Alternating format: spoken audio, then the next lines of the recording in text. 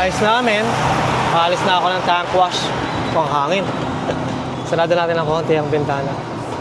So nakaalis na ako ng tank wash / terminal ng company namin dito sa Montreal.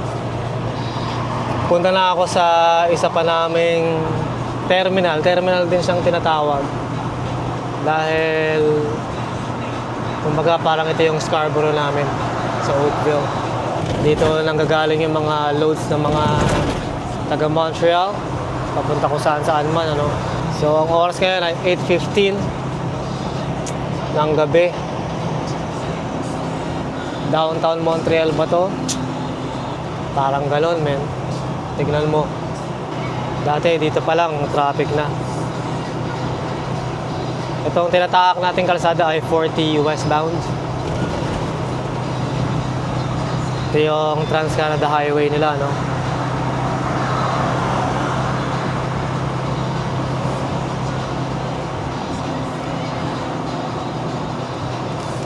At least natapos na yung traffic, man. Grabe, parang sikip dito sa Montreal, no? Parang masyadong congested. Sana yan lang din.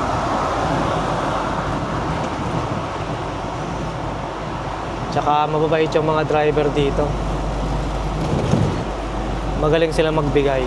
Siguro tinuro sa kanila yon kapag nag-aaral sila ng driving school. Kasi nga masyadong maiksi yung mga on-ramp tsaka off-ramp nila, no? Parang wala kang masyadong acceleration lane, parang gano'n, walang deceleration lane. Lahat nagbibigayan, men. Kagaya nito, ba't ko nasabing parang ang sikip dito sa Montreal, men? Ito ang main highway nila, magiging tulay, parang overpass o skyway. Tapos sa ilalim na ito, meron ding mga kalsada, intersection. Ginamit talaga nila yung space. Talagang sulit na sulit. Kaya tignan mo yung on-ramp na yan, men. Napaka-exit.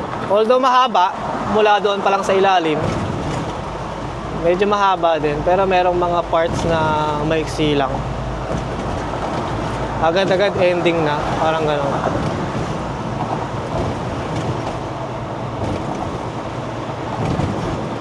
Ito, skyway, di ba? Kaya parang ang sikip tignan.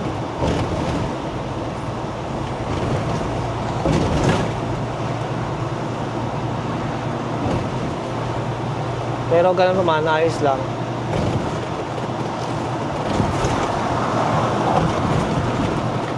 Buti wala lang traffic. Gabi na nga kasi. Ayun, tingin mo sa ilalim. Parang naalala ko, merong Cubao ilalim, Cubao ibabaw. Ayan, tingnan mo yung on-ramp na yan, men. Yung papasok ng highway. Di ba, kiksi lang merging point or acceleration lane. Ending agad-agad. Pero ang ganda tingnan ng ano, no, kalsada nila. Kakaiba. Dahil nga skyway. Problema dito sa Montreal, itong mga sign, Francais, no? Or Frances. Parang hindi mo mabasa. Walang translation ng English. Nakalagay 40 west circulation fluid, parang ganon. Ibig sabihin, maganda yung daloy ng trapiko ng 40 westbound. Ay, 8 p.m. or 8:20 na ng gabi ngayon. So, darating ako doon sa customer terminal. Parang mga 8:35 siguro. 8:40, kamo na. Sabay drive na ako pabalik ng Ontario. Dito rin ako dadaan. 40 eastbound naman. Tapos, dire-diretso na ako hanggang en route, man. Dito na ako sa right lane kasi malapit na yung exit ko.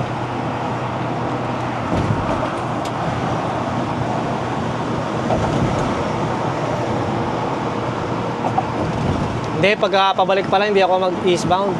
Westbound pala ako. Baka dito rin ako, 40 westbound. Kagaya itong mga to, mag-merge, hindi pagbibigyan ko yan. Balik tayo dito sa gitna. Sobrang congested, man. Kaya ang speed limit sa highway na to, 70 lang.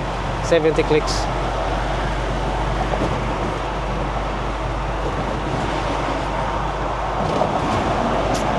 So, patayin ko muna ng video. Mag-focus muna ako dahil ang daming sasakyan. Pero hindi naman traffic. Pero marami lang sasakyan. So, mag-focus lang ako sa driving. And then, cut ko to kung saan man tayo abutin, men. Gawin natin yan.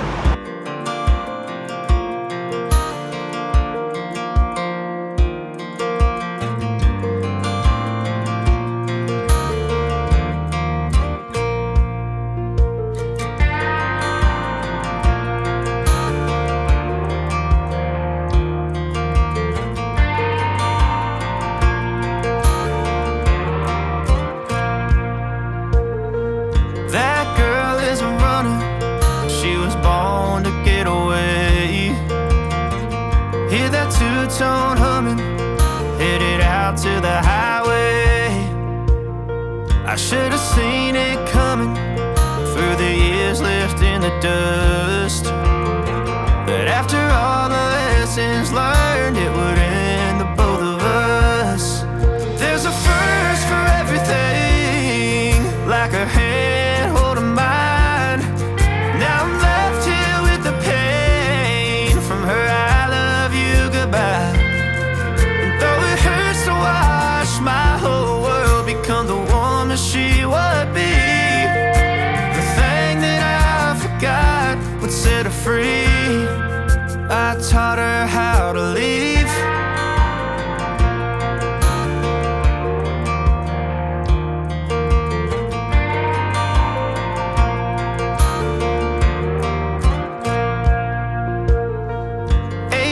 In the summer, man, it feels like yesterday, when she was looking out that window on the bus to second grade. The first step she'd ever take, the first cut from a heartbreak. Been through it all, but now it's time to go our separate ways. There's a first. Ayos na, men. Nakarating na tayo dito. Bukas pala yung ano ko, lamesa. Ano nga kasi yung code dito sa pintuan? Ang code please. Walang code. What? Hindi na nila nalagay yung code rito. Ano ba yan?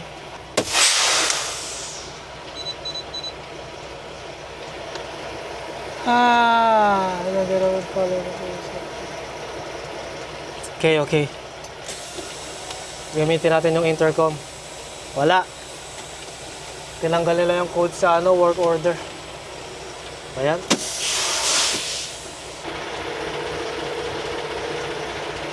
Buti na lang may lumabas na kotse. Nagbukas na yung gate. Bakit nila tinanggal yung code? Ba naman itong mga to? Hindi ko mahanap yung mga luma kong work order kung saan meron merong code. Ano ba yung kukunin kong trailer dito? 3417. So, ang gagawin ko ngayon, babagsak ko tong malinis na trailer, tapos kunin ko yung loaded trailer. Parang wala yung loaded trailer dito ah.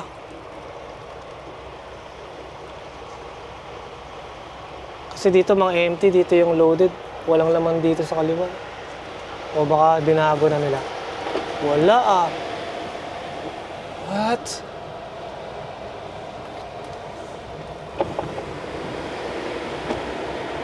Oh. Puro empty to ah. Yun, baka nandun. Puntahan natin doon. Ah, ito na. Yes! Ito na pala. Masyadong kabado no? Tingnan ko nga. 3417. Mismo. May placard. So, ito na nga yun. Yung karga ng trailer, yung dadalhin natin sa Toledo, Ohio, formaldehyde yung tawag sa kanya. Mag 4 ways tayo para alam nilang atras tayo. Wala namang tao pero maganda na yung safe. Yan. Straight backing lang to, men. Straight backing. Huwag masyadong idikit sa trailer na kukunin natin. So yan. Para hindi tayo mahirapan.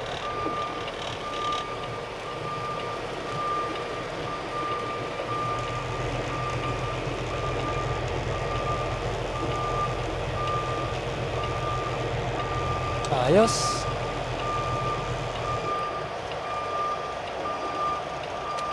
Ayos na yan.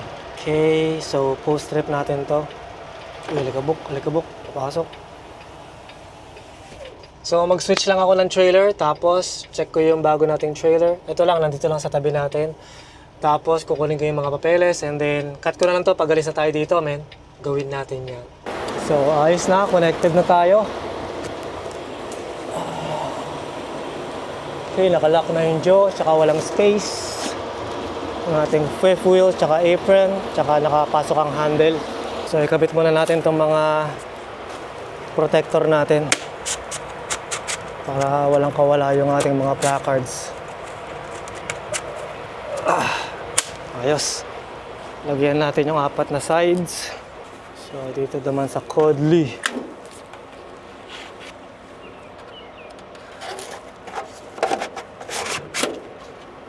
Ayos.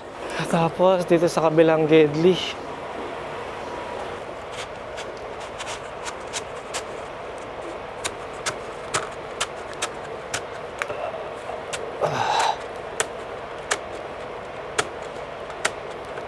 Okay. Tapos sa harap.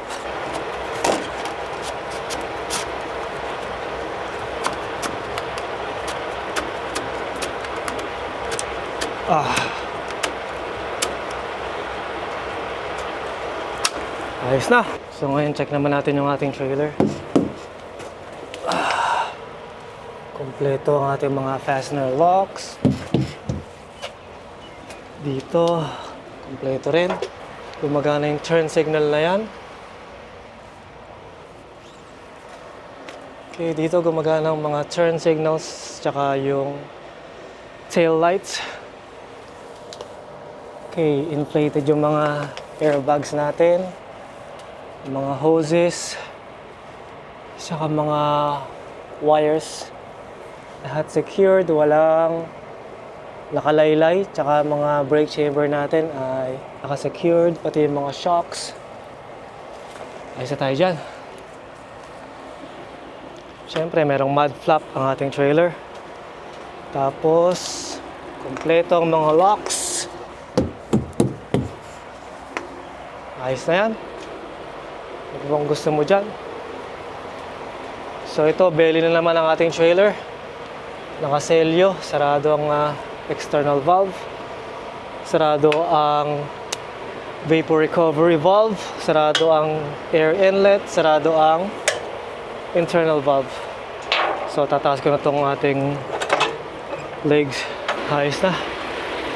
Pwede na tayo mag-check out, tapos kunin ang papeles, and then alis na tayo. Ayos na, men. Alis na tayo. Gabi na. Anong oras na? 9:45 PM. Saan kaya ako aabutin na ito? Ginabi tayo dito Ayos lang. Turn signals are working. Good. Baba ng side mirror ko Taas natin ng konti. Hi! Alis na tayo dito sa Montreal. Balik na tayo sa Ontario, man. Cheers!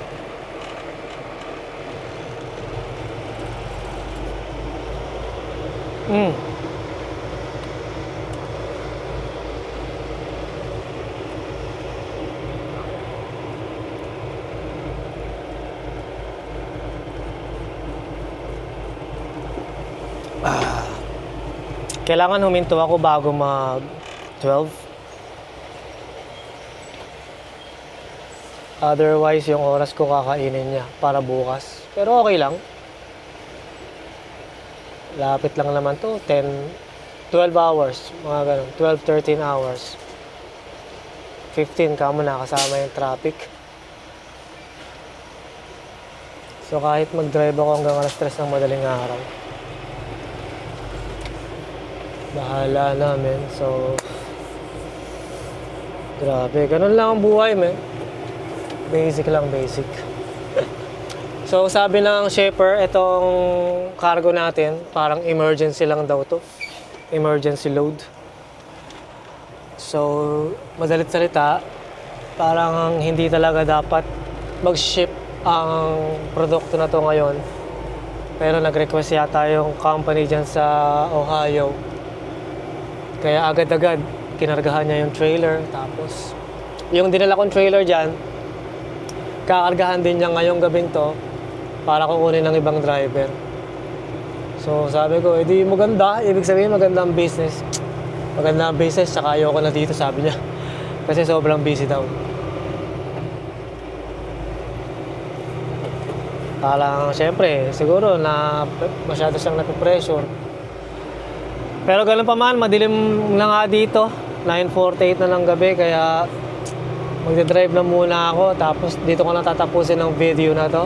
Ewan ko kung nakikita nyo ako, no? Buksan ko muna yung ilaw. Yan. So, tatapusin ko na yung video. Tatapusin ko na yung video na to dito, and then tuloy na lang natin to Kasbo, men. So, sa inyong lahat na sumama sa akin sa araw ng Miyerkules na to, May 27, 2026. Maraming salamat sa panahon at oras mo, men. Mag-iingat ka palagi, and I'll see you tomorrow. Peace.